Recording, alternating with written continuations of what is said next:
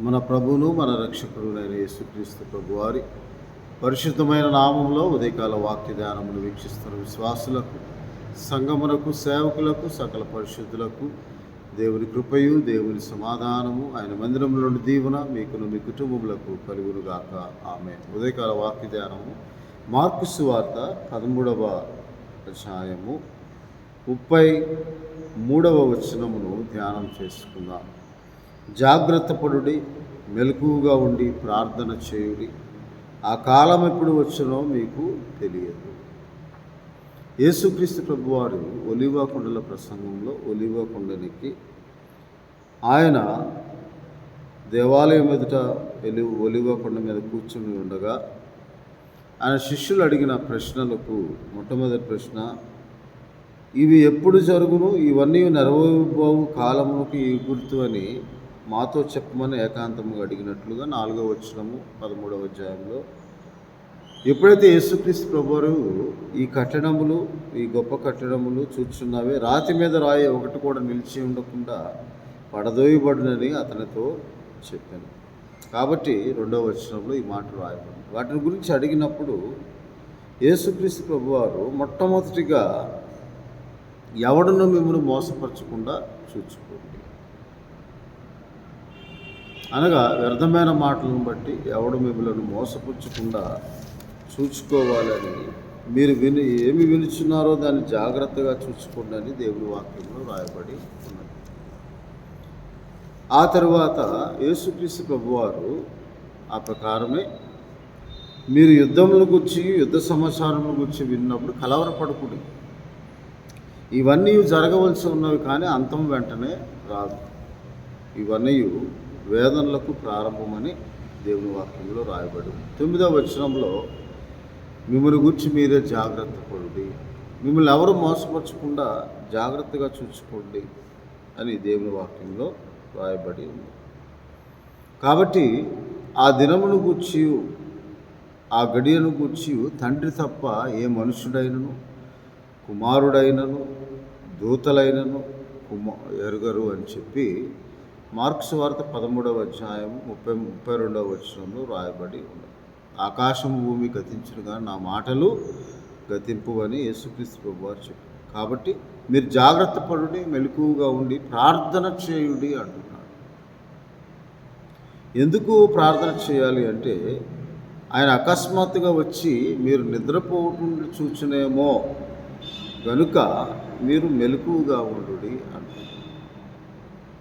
ఈ మెలకువ ఆత్మీయ మేలుకొలుపు, ఆత్మీయ సిద్ధపాటును గురించి, ఆత్మ యొక్క రక్షణ గురించి, ఆత్మ సిద్ధపాటును గురించి ఎత్తబడు ఆత్మ సంఘంలో మనం అందరం ఆలివారమై ఉండాలని, మెలకువగా ఉండాలని, శోధనలో ప్రవేశించకుండాన్నట్లు ఈ లోకంలో జీవించినంత కాలం శోధన కాలంలో మనం తప్పింపబడినట్లు, శోధన వచ్చినప్పుడు మన విశ్వాసం బలహీనము కాకుండా, విశ్వాస భ్రష్టులము కాకుండా మనం ఉండినట్లు ప్రార్థనలో బలపడి, ప్రార్థన ద్వారా ఆత్మయందు బలపడి ఉండటానికి మనము ఆత్మీయ మేల్కొలుపు కలిగి మెలకువగా ఉండి ప్రార్థన చేయవారంగా ఉండాలి. అంటే జాగ్రత్తగా ఉండాలి. సిద్ధపడుటకు, ఆయన రాకడ కొరకు, ఆయన ఆగమనం కొరకు మనం సిద్ధపడుటకు మనము జాగ్రత్తగా ఉండి, మనం వినిన సంగతులు అటు ఇటు కొట్టుకొని పోకుండా మరి విశేష జాగ్రత్త కలిగి ఉండాలని హెబ్రీయులకు రాసిన పత్రిక 2వ అధ్యాయం 1వ వచనంలో రాయబడింది. కాబట్టి మొట్టమొదటిగా యేసుక్రీస్తు ప్రభువారు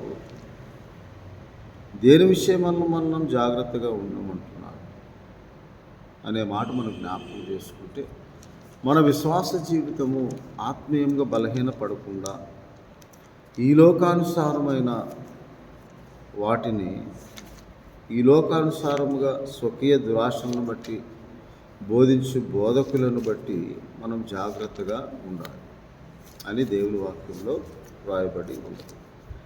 ఆ జాగ్రత్త ఎటువంటిదంటే, ఎవరు మనల్ని మోసపరచకుండా మనము చూసుకోవాలి. ఆ మోసము ఎటువంటిదై ఉంటుందంటే, వ్యర్థమైన మాటలు, స్వకీయ దురాశల చొప్పున వారికి కలిగిన స్వకీయ ఆలోచనను బట్టి దేవుని వాక్యమును బోధిస్తూ ఆయన చెప్పిన మాటకు ప్రతికూలముగా వారు బోధించేవారుగా ఉంటారు. కాబట్టి ఎవరును మోసపోకుండా, మిమ్మల్ని ఎవడును వ్యర్థమైన మాటలచే మోసపరచబడకుండా మీరు చూసుకోవాలని దేవుని వాక్యంలో రాయబడి ఉన్నది. కాబట్టి ఎఫెసీ పత్రిక 4:14 మనుషుల మాయోపాయముల చేత వంచనతోనూ తప్పు మార్గములకు కుయుక్తితోనూ గాలికి కొట్టుకొని బడినట్లు కల్పింపబడిన ప్రతి ఉపదేశములకు అటు ఇటు కొట్టుకొని పోవచ్చు, అలల చేత ఎగరగొట్టబడిన వారై ఉండక మన విషయమే మనము జాగ్రత్తగా ఉండాలని దేవుని వాక్యంలో రాయబడి ఉంది. కాబట్టి యేసుక్రీస్తు ప్రభువారు ఆ విషయంలో మనము జాగ్రత్త పరచుకో, మనం ఏమి వింటున్నామో మనం జాగ్రత్తగా చూసుకోవాలని దేవుని వాక్యంలో రాయబడి ఉంది. వినిన వాక్యము నిష్ప్రయోజనం కాకుండా మీరు చూడండి, కొలసీలకు రాసిన పత్రిక 2:8 ఆయనను అనుసరింపక మనుష్యుల పారంపర్యాచారమును అనగా ఈ లోక సంబంధమైన మూలపాఠములను అనుసరించి మోసకరమైన నిరర్ధక తత్వజ్ఞానం చేత మిమ్మల్ని చెరపట్టుకొని పోగువాడేవాడైన ఉండుడేమో అని జాగ్రత్తగా ఉండుడి అంటున్నాడు.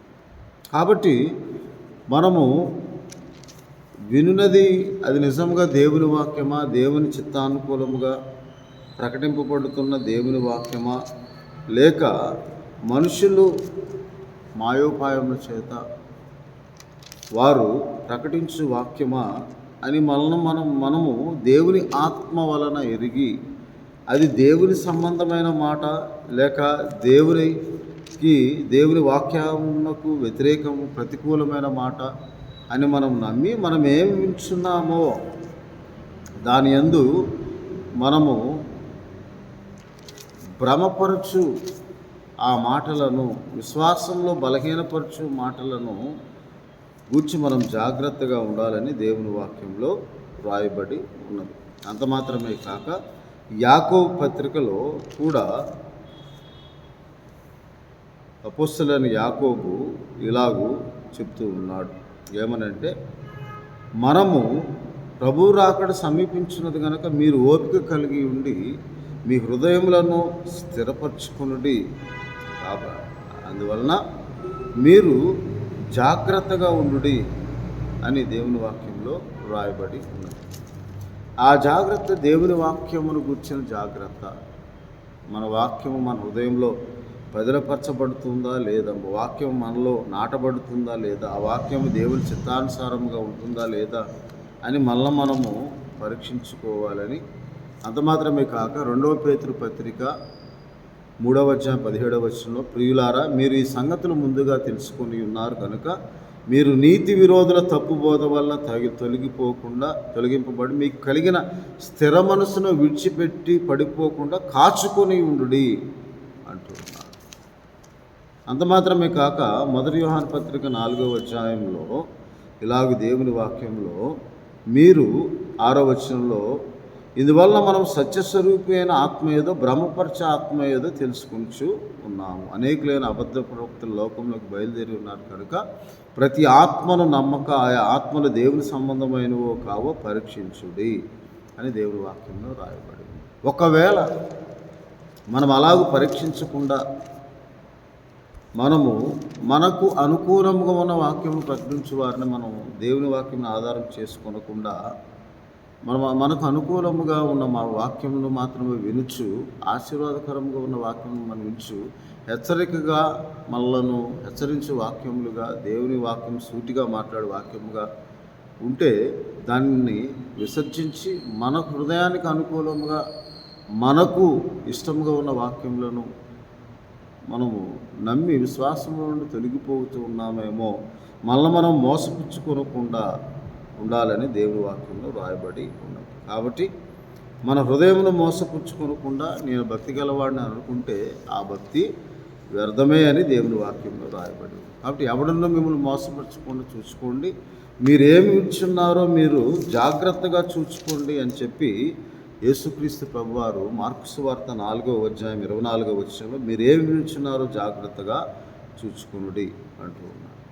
అనేకులు తమ స్వకీయ దురాశల చొప్పున మాయోపాయముల చేత వంచనతో సంఘములను పాడు చేయొచ్చు. తీతు పత్రికలు అంటాడు, అపొస్తలుడైన పౌలు గారు తీతుకు రాస్తూ ఇలాగంటాడు, వారు కుటుంబములను 11వ వచనం 1వ అధ్యాయంలో దుర్లాభము కొరకు ఉపదేశింపకూడని వాటిని బోధించుచు కుటుంబములనే పాడు చేయుచు ఉన్నారు.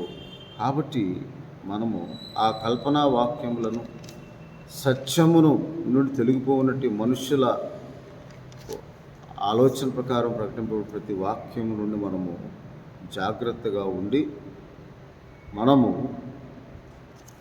ప్రయోజనకరమైన మాటలు, ఆత్మ సంబంధమైన విశ్వాసంలో స్థిరపరచు మాటలు, రాకడ కొరకు నిరీక్షణ కలిగి వాక్యమును మనం సాత్వికముతో అంగీకరించినప్పుడు మాత్రమే అంత్యదినములు అపాయకరమైన కాలంలో వచ్చినని తెలుసుకుని, ఎలుగనగా మనుషులు స్వార్థప్రియులు అంటున్నారు. ఆ స్వార్థం ఎటువంటిది అంటే 3వ అధ్యాయం 2 తిమోతి 3వ అధ్యాయంలో రాయబడింది. పైకి భక్తి గల వారు నుండి దేవుని శక్తిని ఆశ్రయించిన వారుగా మారిపోతారు.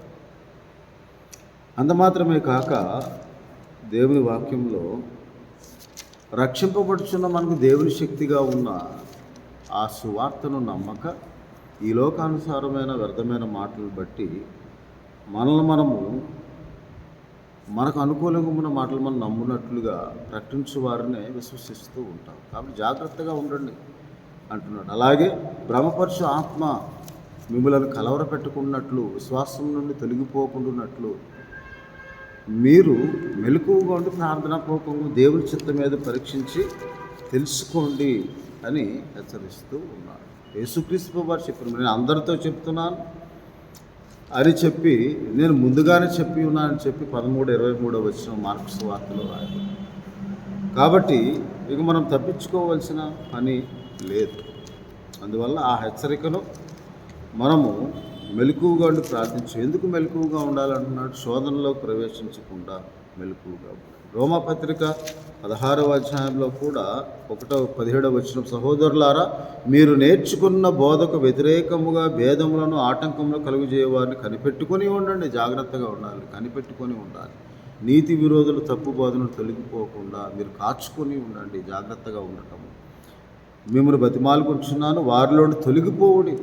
అటివారు మన ప్రభువైన క్రీస్తు కాక తమ కడుపుకే దాసులు, వారు ఇంపైన మాటల వలన ఇచ్చకమమున్న నిష్కపటుల మనసులను మోసపరుస్తారని దేవుని వాక్యంలో రాయబడి ఉండదు. అంత మాత్రమే కాక వారు ఎటువంటి వారు అంట, తిమోతికి రాసిన పత్రిక 2వ పత్రికలో ఇలాగూ 1వ వచనం, మరి అబద్ధ ప్రవక్తలు ప్రజల్లో ఉండేది, వారు భిన్నాభిప్రాయం రహస్యముగా బోధించుచు సత్యమార్గము దూషింపబడినట్లుగా అధిక లోబులై కల్పనా వాక్యమును చెప్పుచు మీ వల్ల లాభము సంపాదించుకుంటారు. అందువలన దేవుని వాక్యంలో 2వ తిమోతికి రాసిన పత్రికలో ఇలాగ 4వ అధ్యాయములో 3వ వచనం, ఎందుకనగా జనులు హితబోధను సహింపక వారు దురద చెవులు గలవారై తమ స్వకీయ దురాశలకు అనుకూలమైన బోధకులు తమ కొరకు పోగు చేసుకుని సత్యమునకు చెవినీయక కల్పనా కథలకు వైపు కాలము వచ్చును. కాబట్టి మనమందరము అలాగూ ఎరిగి దేవుని ఆత్మ సంబంధమైన మాటలేవో దేవుని చిత్తానుకూలంగా, దేవుని వాక్యానుసారంగా, లేఖనానుసారంగా, లేఖనం ఎప్పుడు ప్రతి మనిషిని ఊహను బట్టి కాక వారందరూ పరిశుద్ధాత్మచే ప్రేరేపింపబడి దేవుని మూలంగా పలికిన వాక్యంలో 2 పేతురు 1వ అధ్యాయం 21వ వచనం రాయబడిన ప్రకారము మనం జాగ్రత్తగా ఉండి, మెలకువగా ఉండి, కాచుకొని ఉండి మనము ఉండాలని, మెలకువగా ఉండి ప్రార్థించే వారంగా ఉండాలని, ఆత్మ వలన ప్రతి విషయము ఎరుగునట్లుగా పరిశుద్ధాత్మ దేవుడు మనకు ఇది నిజంగా ఉన్నట్టు దేవుని వాక్యం అని మనకు తెలియచేయనట్లుగా పరిశుద్ధాత్మలో ప్రార్థన చేయొచ్చు. మనం జాగ్రత్తగా ఉండి అటు ఇటు తొలగిపోక స్థిరముగా, విశ్వాసంలో స్థిరముగా ఉండి, ఏ సంఘములో అయితే నీవు బాప్తిసం పొందావు, ఏ సంఘములో అయితే నీవు రక్షింపబడ్డావో ఆ సంఘమునికి కట్టుబడి ఆ పునాది మీద నీవు ఇల్లు కట్టుకుని ఆ పునాది మీద నిలిచి ఉండినట్లా నీకు దేవుడు మేలును అనుగ్రహిస్తాడని, ఆ వాక్యం అప్పుడు నీ జీవితంలో నెరవేర్చబడి అది నీకు ప్రయోజనకరంగా ఉంటుందని. కావున మనము వినిన సంగతులు విడిచిపెట్టి కొట్టుకొని పోకుండా మరి విశేషముగా జాగ్రత్త కలిగి ఉండాలని దేవుడు ఉదయకాల సమయంలో మనతో మాట్లాడుతున్నాడు. కాబట్టి ఆ దినం ఎప్పుడు వస్తుందో మనకు తెలియదు. కాబట్టి మనము మీరును సిద్ధముగా ఉండు అని లూకాసు వార్త 12వ అధ్యాయం 40వ వచనంలో రాయబడింది. కాబట్టి మనం ఎందుకు మెలకువగా ఉండాలి, దేని కొరకు మెలకువగా ఉండాలంటే లూకా 21లో ఇలా మీరు హృదయంలో 34వ వచనం, తిండి వేళను మత్తు వలన ఐహిక విచారం వలనను మందముగా ఉన్నందున ఆ దినం అకస్మాత్తుగా మీ మీదకి ఉరి వచ్చినట్టు రాకుండా మీ విషయమై మీరే జాగ్రత్తగా ఉండుడి. ఆ దినము భూమి అందంతటా నివసించే వారందరూ మీకు అకస్మాత్తుగా వచ్చింది. కాబట్టి మీరు జరగబో వీటెల్లని తప్పించుకొని మనిషి కుమారుని ఎదుట నిలవబడ్డ శక్తి కలవారన్నట్లు ఎల్లప్పుడూ ప్రార్థన చేయొచ్చు మెలకువగా ఉండుడి అని యేసుక్రీస్తు ప్రభువారు చెప్తూ ఉన్నారు. ఆ మెలకువ మన సిద్ధపాటు కొరకు ఆత్మసంగముగా ఎత్తబట్టుకు మన ఆత్మను సిద్ధపరచుకోవటానికి లూకాసు వార్త 12వ అధ్యాయం 40వ వచనం, మీరు అనుకున్న గడియలో మనిషి కుమారుడు వచ్చును కనుక మీరును ఏర్పరచబడిన వారును విశ్వాసులను నా నామందు విశ్వాసం ఇచ్చిన వారును తొట్టిల్లకుండా కాపాడుటకు మీరు మెలకువగా ఉండి ప్రార్థన చేసి సిద్ధపడుడి, మీరు సిద్ధపరచుకోండి అని చెప్పి దేవుని వాక్యంలో రాయబడి ఉంది. కాబట్టి మీ నడుములు కట్టుకొని మీరు సిద్ధముగా ఉండాలని, ప్రభువు ఎప్పుడు వచ్చి తలుపు తడతాడో అప్పుడు తలుపు తిరిగి సిద్ధముగా ఉండండి అని 12వ అధ్యాయం 35-36 వచనంలో రాయబడి ఉన్నది. కాబట్టి మనమందరము అలా మెలకువగా ఉండి జాగ్రత్తగా ఉండి సిద్ధముగా ఉండాలని, be alert, be awake, be careful ప్రార్థన చేసుకుని. ప్రభువా మీకు స్తోత్రాలు తండ్రి, మీ వాక్యం ద్వారా మీరు మాటలు మాట్లాడినందుకు స్తోత్రాలు. అవును తండ్రి, మేము అటు ఇటు కొట్టుకొని పోకుండా విశ్వాసంలో స్థిరముగా ఉండి మేము ఎక్కడ పునాది మీద కట్టబడ్డామో అందులో ఆ సంఘములో ఆ మందిరములో పునాది వేయబడి మనకు పునాది మీద కట్టబడిన మంచి బండ మీద కట్టబడిన ఇల్లు వలె స్థిరముగా ఉండి అటు ఇటు కొట్టుకొని పోకుండా భిన్నాభిప్రాయములకు చోటు ఇవ్వకుండా మేము ఏమి ఉంచున్నామో జాగ్రత్తగా చూసుకొని ప్రభువా మమ్మల్ని మేము ఈ రాకడ కొరకు సిద్ధపరచుకుని మెలకువ గల ఆత్మ నడిపి మాకు దయచేయమని, పరిశుద్ధాత్మ సహాయం వీడియో ద్వారా వీక్షిస్తున్న ప్రతి ఒక్కరికి దయచేయమని మా ప్రభువుని మా రక్షకుడు నేను యేసుక్రీస్తు వారి పరిశుద్ధమైన నామమున ఆత్మ సిద్ధపాటు కొరకు ప్రార్థన చేయించున్నాం తండ్రి. ఆమె తండ్రి దేవుని ప్రేమ, ప్రభువును రక్షకుడైన యేసుక్రీస్తు వారి కృప, పరిశుద్ధాత్మని ఆదరణ, అన్యోన్య సహవాసం, మీరు విశ్వాసంలో స్థిరముగా ఉండి మిమ్మల్ని మీరు పునాది మీద కట్టబడిన ఇల్లుగా బండ మీద కట్టబడిన ఇల్లుగా స్థిరపరచుకుని గల ఆత్మ సహాయం దేవుడు మీకు అనుగ్రహించి మిమ్మల్ని మీ కుటుంబములను దీవించి ఆశీర్వదించును గాక. ఆమె దేవుడు మిమ్మల్ని దీవించును గాక.